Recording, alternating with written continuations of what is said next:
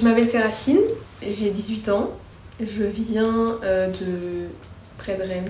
Au lycée, j'ai fait les spécialités HLP, donc Humanité, Littérature et Philosophie, et LLCE anglais. Et en première, j'avais AGGSP, Histoire géopolitique. Moi, c'est Edgar. J'ai 18 ans tout récemment et je viens d'Auxerre, du lycée Jacques Amiot. Et en terminale, j'avais les spécialités AGGSP, HLP et j'ai abandonné en première la SES. Je m'appelle Margot, j'ai 19 ans et je viens de l'Essonne, donc en dessous de Paris. L'année dernière, j'ai fait une année de césure pendant laquelle j'ai voyagé et l'année d'avant, quand j'étais en terminale, je faisais les spécialités géopolitique et humanité et en première, je faisais LLCE anglais.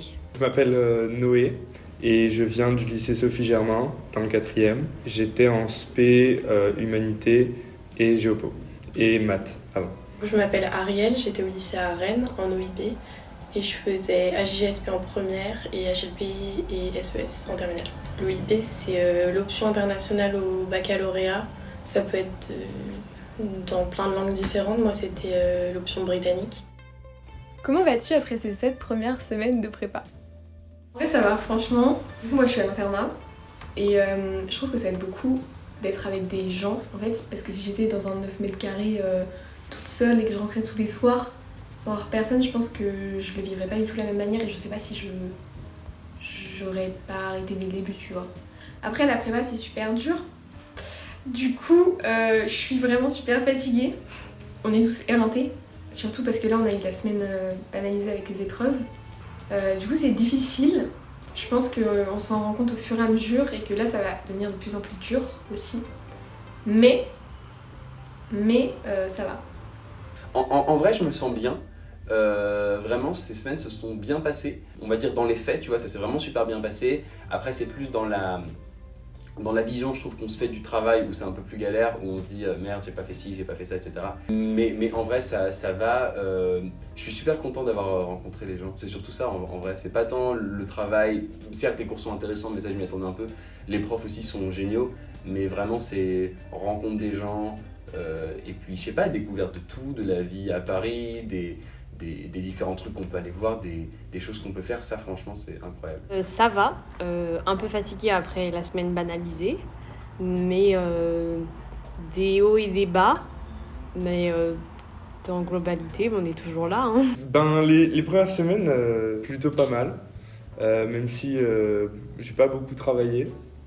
Mais bon, la semaine banalisée, c'était terrible. Hein. Donc je pense que la prochaine fois que tu feras ces questions-là, j'aurai eu mes notes. Ce sera pas glorieux, mais les gens sont cool.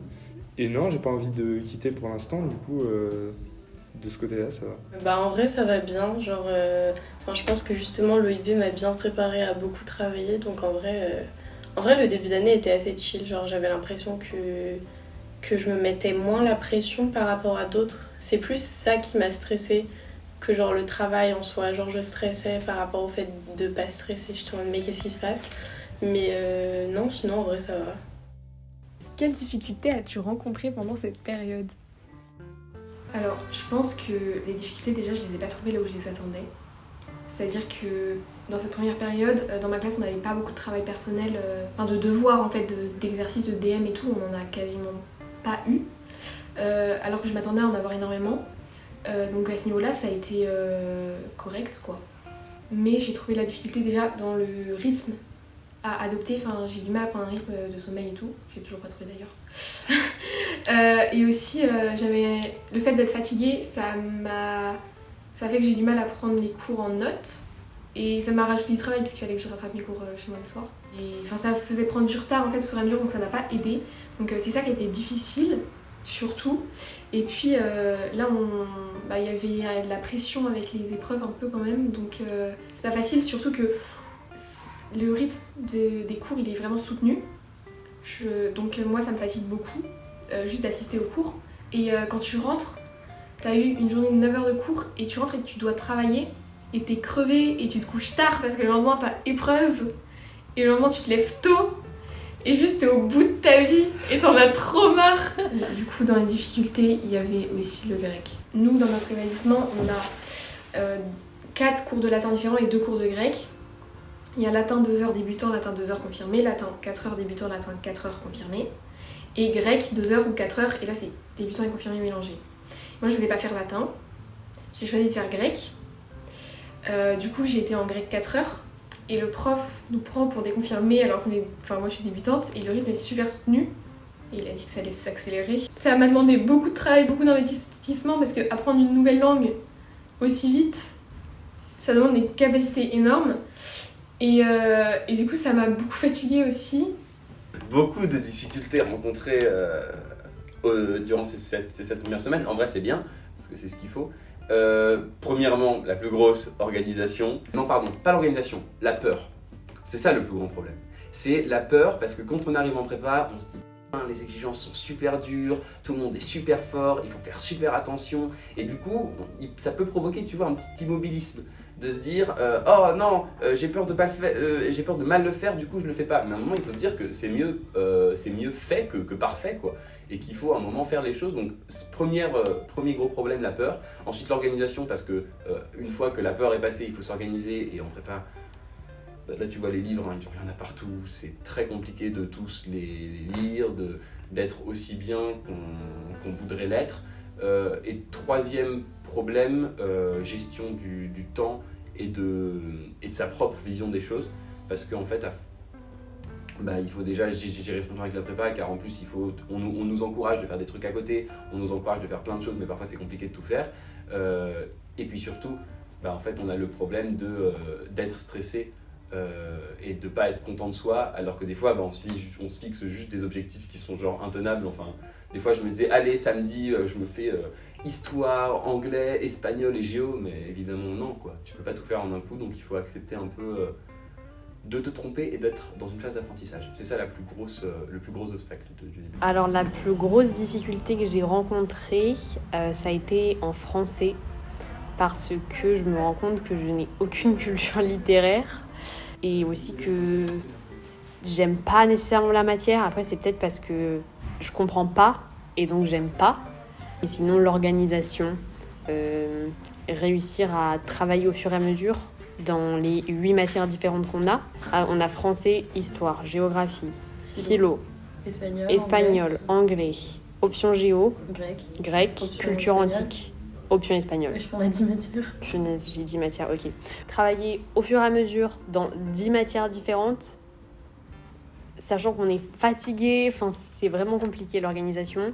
Et là, la semaine dernière, quand j'ai juste découvert mon cours d'histoire, alors qu'on avait l'épreuve cette semaine, je me suis dit l'organisation là c'est pas possible, donc j'espère qu'à la prochaine période, quand on aura les concours blancs, j'arriverai à mieux m'organiser parce que ce n'est pas gérable. Bien trop de stress et de pression pour ça, quoi. Déjà, prendre certains cours, c'est assez difficile parfois. Sinon, en fait, je suis pas quelqu'un de régulier pour ficher. Du coup, ça c'est vraiment un truc... faut que je m'y mette, ouais, parce que idéalement il faudrait ficher quand tu rentres chez toi. Bon.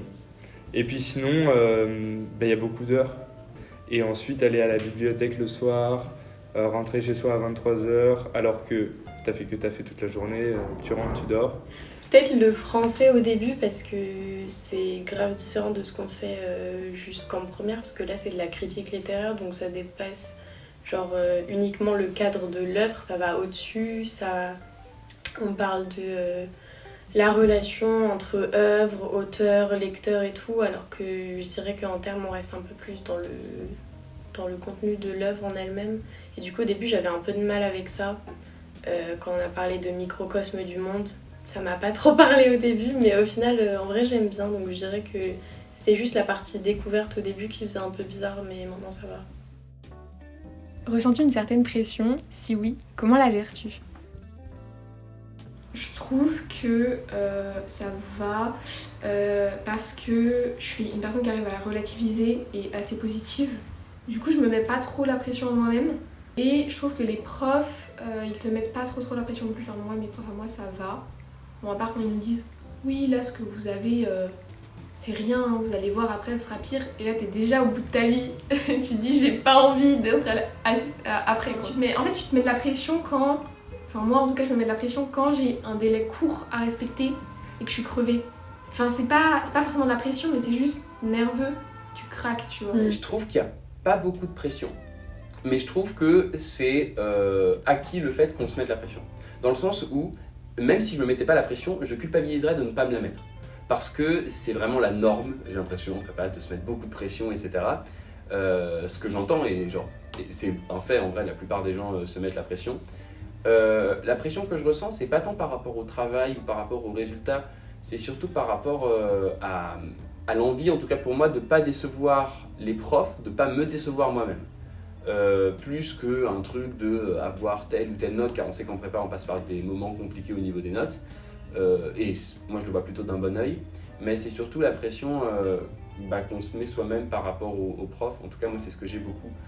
J'ai peur de décevoir les profs. J'ai peur de ne pas être au niveau, de ne pas être à la hauteur. Du coup, pour la gérer, il n'y a pas mille solutions. Je fais, quoi.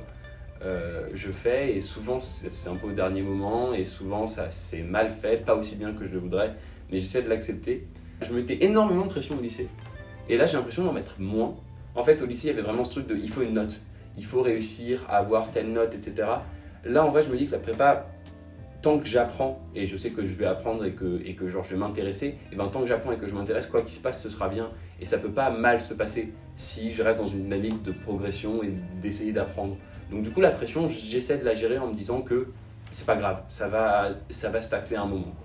Ça va, je gère bien la pression, beaucoup mieux qu'au lycée. Au lycée, j'étais tout le temps stressée, j'avais mal au ventre, etc. Alors, j'aimais bien aller en cours, mais je sais pas pourquoi je me mettais trop la pression. Et là, je sais pas, je suis beaucoup plus détendue, j'ai l'impression. En plus, moi, je vise pas l'ENS après, donc je trouve que ça m'enlève un poids des épaules.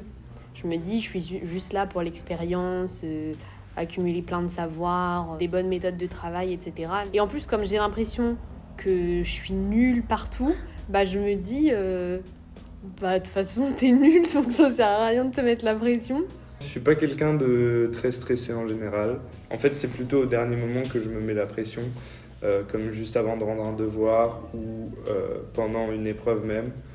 Je vais pas trop stresser 2 semaines à l'avance pour des trucs que j'ai à faire. Et ce qui peut s'avérer être un problème, parce que du coup, ne pas stresser fait que je m'y prends super tard. Et à la fin, je me couche à 5h du mat pour un devoir de philo, quoi.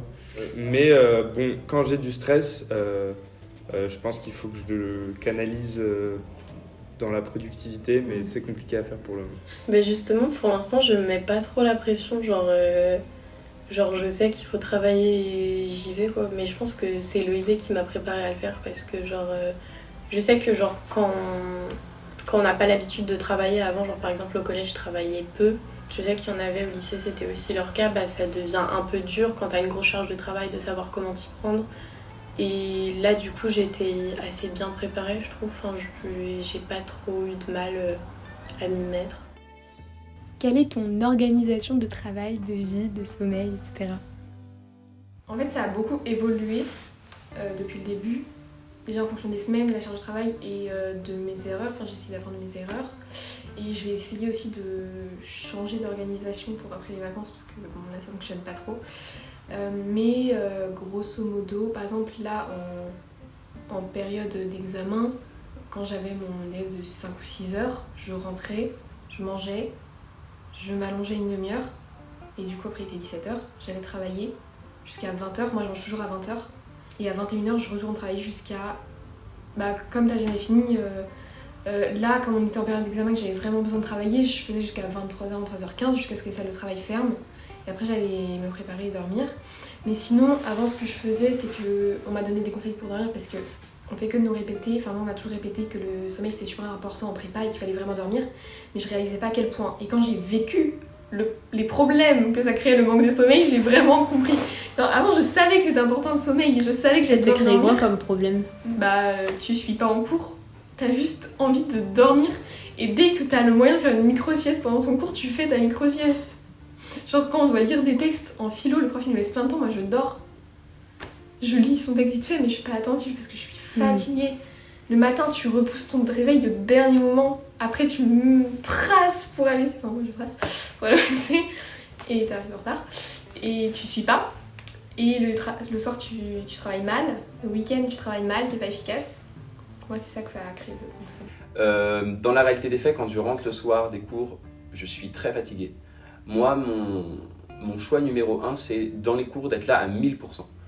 En gros, je suis là en cours, je note tout ce que le prof dit, même s'il répète 1000 fois le même truc d'une façon différente, je note tout. Parce que écrire une fois, c'est lire attentivement cette fois, donc ça c'est une chose intéressante à se souvenir. Du coup, je note tout. Ce qui fait que le soir, je suis un peu fatigué, j'ai souvent du mal à m'y mettre. Mais c'est surtout au niveau des week-ends, moi, que je bosse. Au niveau des week-ends, je vais à la bibliothèque BNF, Bibliothèque nationale François Mitterrand, sur le site donc près de Bercy, et je vais travailler là-bas. C'est un truc que j'ai découvert au bout de la 2e, 3e semaine.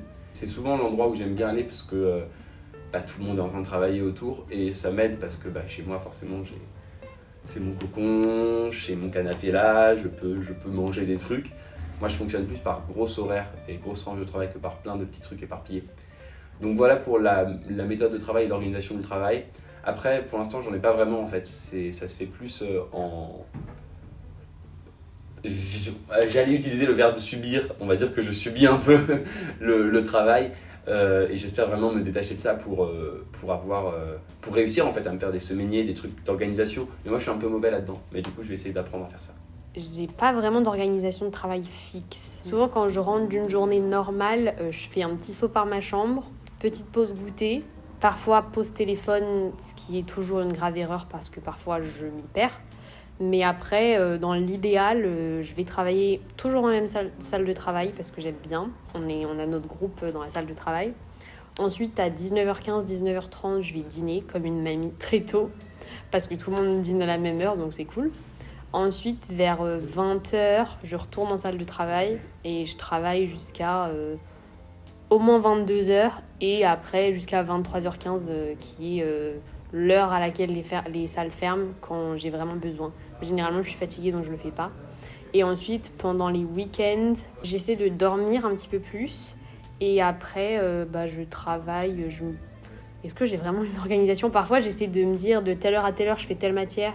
Mais généralement, je ne sais pas calculer le temps que les tâches vont prendre, donc je dépasse ou j'en mets beaucoup trop alors que j'ai une mini concentration. Enfin, je ne sais pas trop m'organiser. C'est pour ça qu'il faut que j'améliore ça à la prochaine période. En tout cas, je ne vais jamais à la bibliothèque. J'ai déjà essayé et je ne suis pas du tout productive. Donc, j'aime bien les salles de travail de l'internat. En général, donc, en semaine, quand j'ai eu une longue journée ou que je suis trop fatigué, je rentre chez moi et je travaille. Ou sinon, si je le sens, je vais à la bibliothèque. Et là, je travaille, je sais pas, en général jusqu'à 21h30. Puis je rentre chez moi. En général, quand je fais ça à la bibliothèque, j'ai pas trop de moyens de perdre mon temps. Alors que chez moi, si, du coup, c'est plus... c'est plus expéditif. Et puis sinon, pour le week-end, généralement, je suis sorti à peu près tous les week-ends, mais je suis toujours allé à la bibliothèque au moins un jour dans le week-end. C'était un peu les conseils que nous avait donné Cagneux et pour l'instant, ça a plutôt bien marché. Mais là encore, je remets tout après. Du coup, il faudrait que j'oublie mon tel. Et puis, ouais. La semaine, souvent, quand je finis tôt, je travaille dès que j'arrive parce que si je commence à me poser et tout, j'ai grave du mal à me remettre dedans. Des fois, je vais directement en salle de travail sans passer par ma chambre et je travaille jusqu'à 19h ou 20h ou 21h, enfin ça dépend jusqu'à ce que j'ai faim quoi. Et ensuite, je mange, je retourne en salle de travail jusqu'à ce que ça ferme, donc à peu près 23h15 ou un peu avant si je suis fatiguée. Et le week-end, souvent, je vais à la bibliothèque Sainte-Geneviève à l'ouverture à 10h, parce que sinon après, on fait la queue pendant trop longtemps. Et je reste jusqu'à 18h, 19h, parce que je travaille super bien là-bas. Et du coup, ça me permet d'avoir la soirée de libre parce que je me dis que j'ai beaucoup travaillé dans la journée. Donc c'est un peu plus chill et le dimanche ça dépend. Des fois, j'essaie d'aller à la bibliothèque de Richelieu. Des fois, il y a trop de monde. Donc des fois, je travaille ici. Enfin, ça dépend de la quantité de travail et tout. Et de si j'ai envie de sortir ou pas. Ma matière préférée, En soi, les profs sont tous géniaux. Ils étaient trop heureux, ils nous envoyaient des mails genre 2 heures après en disant Annie Ernaux et la HK3. Et aussi pendant la semaine banalisée, genre j'écrivais des trucs, je tombais pas en voir Ariel et tout. Notre relation avec les gens, enfin moi ça me rend heureuse en fait, je suis heureuse d'être là. oui, j'ai déjà pensé à arrêter la prépa. Et tu te dis merde, mais moi j'y connais rien, etc. Alors que c'est faux. J'ai tellement raté que je me suis demandé si vraiment j'appartenais à la prépa, si j'étais pas vraiment genre une énorme fraude.